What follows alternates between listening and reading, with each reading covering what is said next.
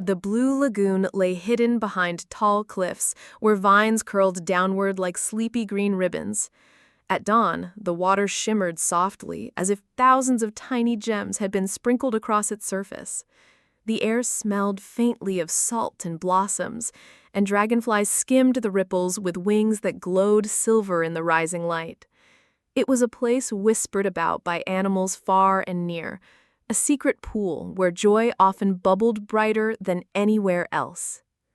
In this magical lagoon lived a cheerful otter named Milo. His fur gleamed like polished chestnuts when wet, and his round black eyes always danced with laughter. Milo loved water more than anything. He loved to swim, dive, twirl, and most of all, he loved bubbles. Whenever he found foam gathering near rocks, he would clap his paws with delight, rolling about until his whiskers were covered in froth. Beside Milo lived Lila, a gentle heron with long silver feathers that caught the sunlight. She was graceful and thoughtful, and while she did not share Milo's obsession with bubbles, she enjoyed listening to his endless stories about them. Her calm voice often balanced his excitement. There were others, too. Tavi the turtle, who moved slowly but remembered every song sung by the lagoon. Nori the crab, with bright orange claws and a habit of clicking whenever she became impatient. And Pip, a shy little frog whose croak trembled like a flute played far away. Together they formed a circle of friends who gathered each evening at the edge of the lagoon. One bright morning, Milo burst from the water with a grand idea. His heart was racing with excitement as he called to his friends. "Listen, everyone! The lagoon is perfect for more than just swimming. Why not throw a bubble bath bash? We could cover the lagoon in foam and play until the stars come out. Everyone from the forest, meadow, and shore could join." His voice rang with enthusiasm, and even the dragonflies paused in their flight. Lila tilted her head, watching the ripples fade around Milo's paws. "A bash?" she asked softly. "You mean a great celebration?" "Yes," Milo replied, his whiskers twitching with glee. "A grand bubble party where laughter will echo across the cliffs. Imagine turtles sliding on foam, frogs bouncing into bubbly piles, and birds soaring through misty sprays." The others exchanged looks. Tavi blinked slowly, then chuckled. "I suppose one celebration would not harm the lagoon. It might even bring more friends together." Nori clicked her claws. "It sounds messy. Foam sticks everywhere. But if it means fun, perhaps I will help." Pip's voice quivered. "I have never been to a bash, but maybe bubbles are soft enough for me to hide in if I get nervous." Milo leaped onto a rock and raised his paws. "Then it is decided. Tomorrow at twilight, we will have the Blue Lagoon Bubble Bath Bash." His tail flicked happily as his friends began to imagine what such a party would look like. That night, the lagoon glowed under the moon, silver light bathing the cliffs. Milo floated on his back, heart swelling with plans. He imagined towers of bubbles rising like castles, laughter ringing through the valley, and every creature joining together. He thought of nothing else, certain that the bash would be perfect. But perfection is rarely so simple. When morning returned, Milo rushed to prepare. He found vines heavy with blossoms and shook them into the lagoon, hoping their petals would perfume the water. He searched for smooth stones to use as bubble mixers. He even asked a passing breeze to help stir foam across the surface. The breeze whispered kindly, but warned. Too much froth may choke the reeds and trouble the fish. Milo hardly listened. His mind was fixed on fun. By afternoon, animals began arriving. A family of squirrels scampered down from the trees, their fluffy tails swishing. Ducks waddled in, quacking curiously. Even foxes peeked from the shadows, drawn by whispers of the coming bash. Excitement pulsed through the air. Milo dove, rolled, and blew streams of bubbles from beneath the water. Foam spread quickly, shimmering in the light. The lagoon began to look like a giant bowl of creamy soup, white froth stretching far and wide. Creatures gasped with delight.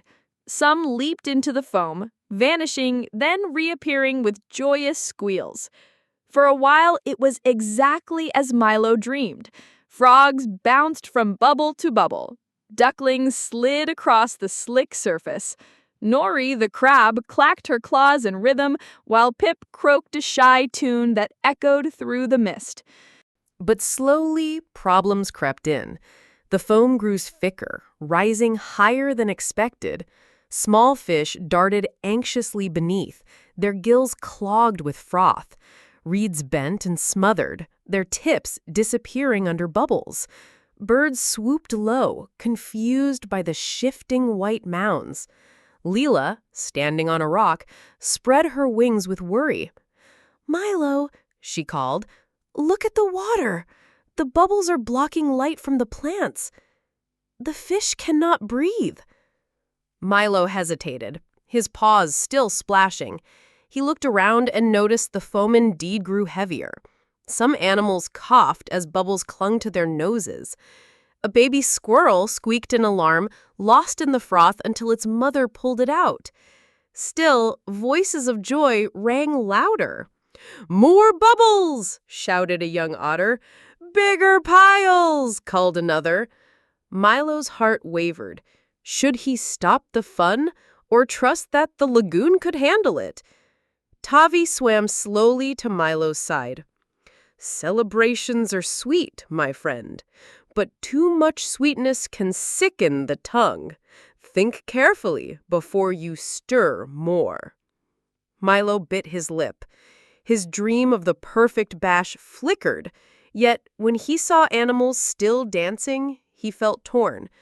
The lagoon looked magical, but beneath the sparkle lay hidden troubles. Then came the moment that turned joy to fear. The breeze, stronger now, swept across the lagoon. It lifted the foam into great heaps, tossing them against the cliffs. Bubbles burst in showers, spraying into dens and nests. Creatures scrambled as the froth spilled beyond the lagoon. What was once delightful now felt overwhelming. Lila's cry echoed, "Stop, Milo! We must calm the waters!" Her wings spread wide, but she could not clear the foam alone. Milo's heart thudded painfully. His dream had grown too large, spilling into chaos. He realized too late that fun without balance can bring harm. With panic rising, he wondered if the bash had doomed the very lagoon he loved. The once gentle pool now churned with confusion, and Milo stood trembling amid the bubbles that had once seemed like pure joy. The foam rolled higher, and animals scattered across the banks. Some laughed nervously, still thinking it part of the fun, while others cried in fear. The reeds at the water's edge bent under the heavy froth, their roots hidden from light. Tiny silver fish flipped helplessly near the surface, gasping as their gills clogged. Milo felt his chest tighten. He had wanted to bring joy, but now he saw frightened faces and fading ripples of life.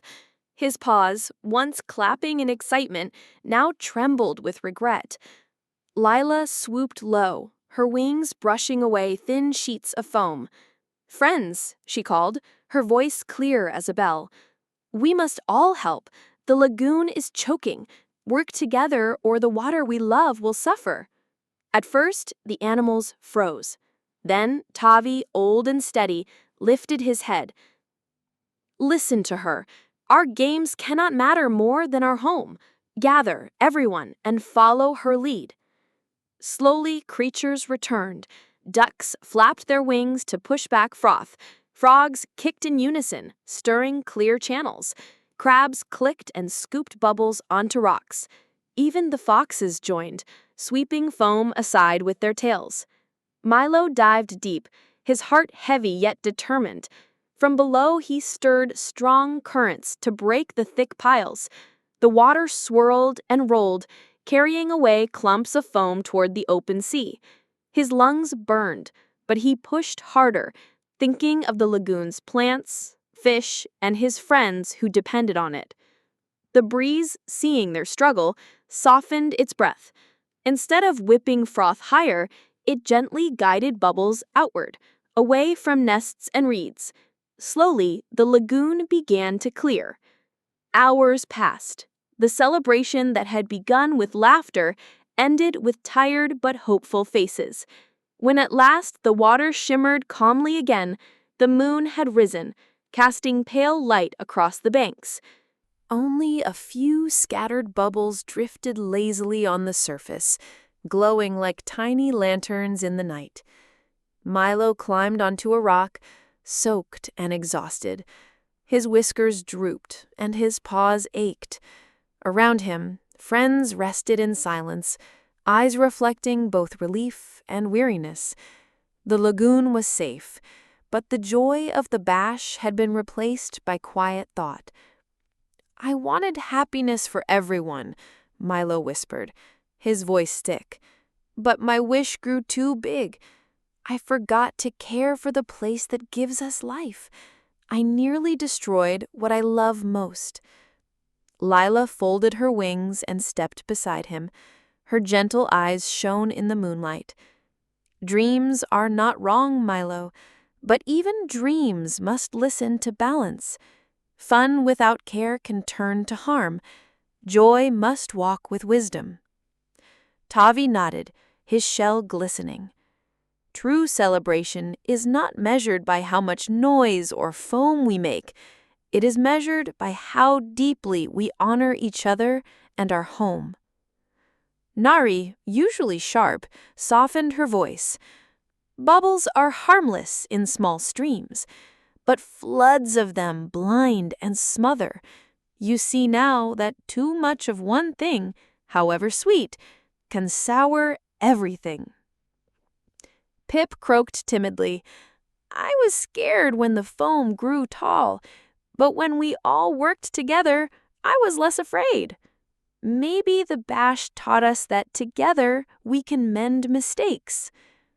The words sank into Milo's heart. He looked over the lagoon, still glistening, though calmer now, and felt tears mix with the water on his fur. "Then let us promise," he said softly, "no more parties that drown the lagoon. If we gather again, let it be gentle. Let it honor the water that holds us." The friends agreed. They spoke quietly about a new way of celebration. Lanterns drifting on the surface, songs sung by reeds, gentle games that brought joy without harm. It would be smaller, humbler, but richer in meaning. As the night deepened, the animals lay along the shore. The breeze hummed softly, carrying away the last traces of foam. Fireflies glowed among the vines, weaving threads of gold through the air. The lagoon, though shaken, seemed to sigh in relief. Milo closed his eyes, whispering a promise to the water beneath. "I will remember. I will guard the balance. Bubbles are lovely, but life is lovelier." His heart, though heavy with lesson, beat steadily again. When dawn returned, the lagoon looked brighter than ever. The water sparkled, reeds lifted their heads, and fish darted with renewed vigor. The friends gathered quietly, watching the light spill across the cliffs. Though no wild bash shook the air, a gentle happiness lingered among them, stronger than noise or froth. It was the happiness of knowing they had faced harm together and chosen wisdom. The Blue Lagoon never forgot that night. Its waters carried the memory of bubbles rising too high, of laughter turning to fear, and of friends working hand in hand to save their home. And those who visited afterward spoke of a different kind of magic. Not the dazzling storm of foam, but the calm glow of a place where joy and care lived side by side.